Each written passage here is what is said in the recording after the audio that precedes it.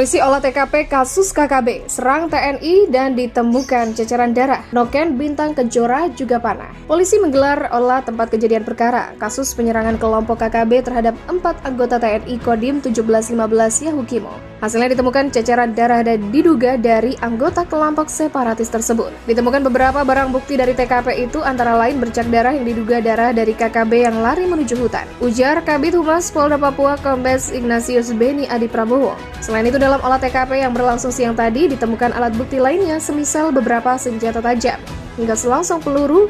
Bahkan ditemukan juga baju dan tas noken berlambang Bintang Kejora, sejumlah panah dan senjata tajam, sejumlah selongsong peluru, 2 unit motor, 1 buah baju loreng Bintang Kejora, dan sejumlah tas noken yang berlambang Bintang Kejora. Di satu sisi, Beni menyebut rangkaian proses pengusutan itu dilakukan untuk mengetahui secara rinci identitas pelaku penembakan. Sebab sejauh ini hanya KKB yang disebut sebagai pelakunya. Olah TKP ini untuk mencari dan mengumpulkan keterangan, petunjuk, barang bukti, identitas tersangka, saksi untuk kepentingan penyelidikan selanjutnya. Sebagai informasi, KKB menyerang anggota TNI Kodim 1715 Yahukimo di kilometer 4 Jalan Paradiso, Distrik DKI. Penyerangan yang berujung baku tembak itu berakibat 4 anggota TNI terluka. Satu di antaranya yakni Pratu LW gugur. Sedangkan 3 lainnya yakni Dandim 1715 Yahukimo, Letkol Infantri Tetol terkena tembakan di bagian kaki kiri dan tangan kiri. Kemudian Sartu RS alami luka tembak di paha kanan dan Pratu NS terkena tembakan di pinggang belakang sebelah kanan. Tembak menembak ini dan KKB Papua masih terjadi.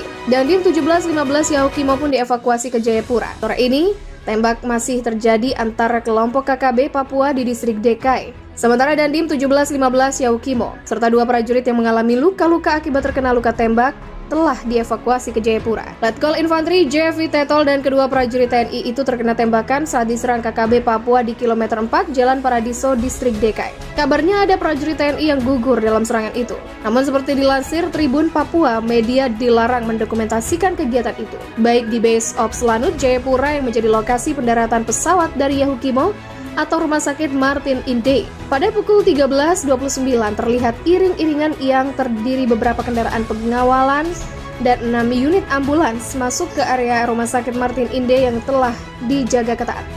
Panglima Kodam 17 Cendrawasih Maijen Muhammad Soleh Mustafa pun membenarkan proses evakuasi korban tewas dan prajurit yang terluka telah dilakukan. Total ada 4 prajurit TNI yang dievakuasi ke Jayapura. Salah satunya adalah Pratu LW yang gugur dalam penyerangan tersebut. Lalu Dandim 1715 Yahukimo, Letkol Infantri JV Tetol, Pratu NS, Sertu RS yang mengalami luka tembak. Sebelumnya KKB menyerang 3 personil Kodim 1705 di kilometer 4 Jalan Paradiso, Distrik DKI. Akibatnya 1 prajurit TNI gugur dan 2 lainnya mengalami luka tembak. Tentara Nasional Indonesia Angkatan Darat memburu anggota KKB yang menyebabkan 1 prajurit Kodim 1715 Yahukimo gugur.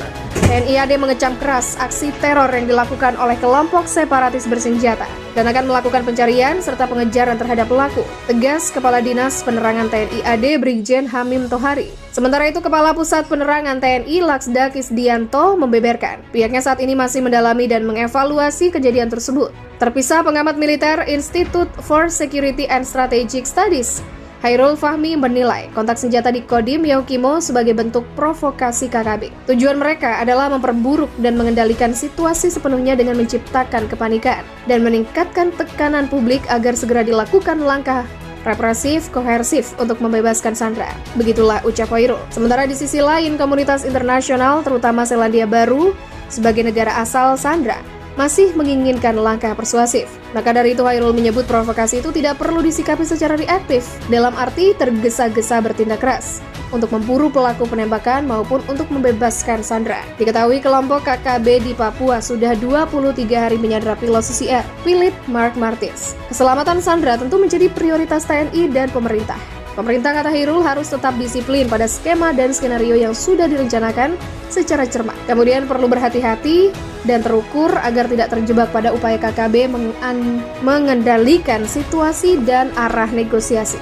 Seperti saya sampaikan sebelumnya, langkah persuasif yang sedang ditempuh itu mestinya bisa dimaknai juga sebagai upaya mengalokasikan waktu yang memadai bagi TNI Polri untuk menyiapkan langkah represi, koersif, yang perlu ditempuh dalam upaya penyelamatan. Bagaimanapun Hairul berpendapat bahwa keberhasilan pembebasan juga sangat bergantung pada hasil pengumpulan informasi lapangan dan analisis intelijen.